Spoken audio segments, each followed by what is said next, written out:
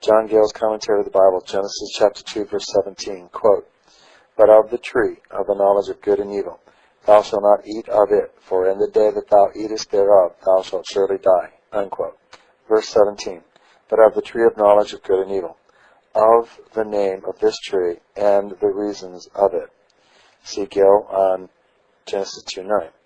"Thou shalt not eat of it." Not that this tree had any edifice in it to increase knowledge and improve in science and understanding, as Satan suggested God knew, and therefore forbid the eating of it out of envy to man, which the divine being is capable of, or that there was anything hurtful in it to the bodies of men, if they had eaten of it, or that it was unlawful and evil of itself, if it had not been expressly prohibited.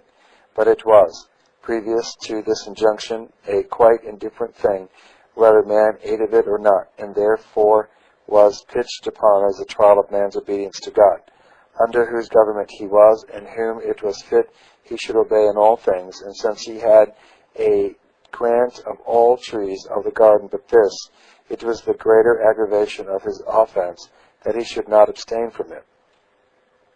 "For in the day that thou eatest thereof, thou shalt surely die," or "in dying die," which denotes the certainty of it, as our version expresses it, and may have regard to more deaths than one, not only a corporal one, which in some sense immediately took place.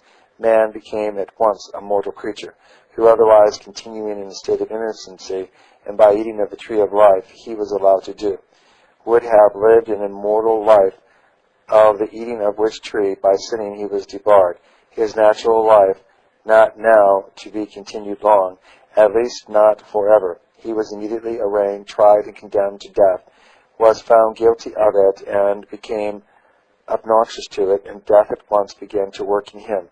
Sin sowed the seeds of it in his body, and the train of miseries, afflictions, and diseases began to appear, which at length issued in death.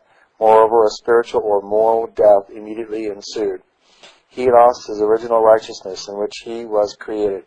The image of God in him was deiformed. The powers and the faculties of his soul were corrupted, and he became dead in sins and trespasses, the consequence of which, had it not been for the interposition of a surety and Savior, who engaged to make satisfaction to law and justice, might have been eternal death, or an everlasting separation from God, to him and all his prosperity. For the wages of sin is death, even death eternal, Romans 6:23.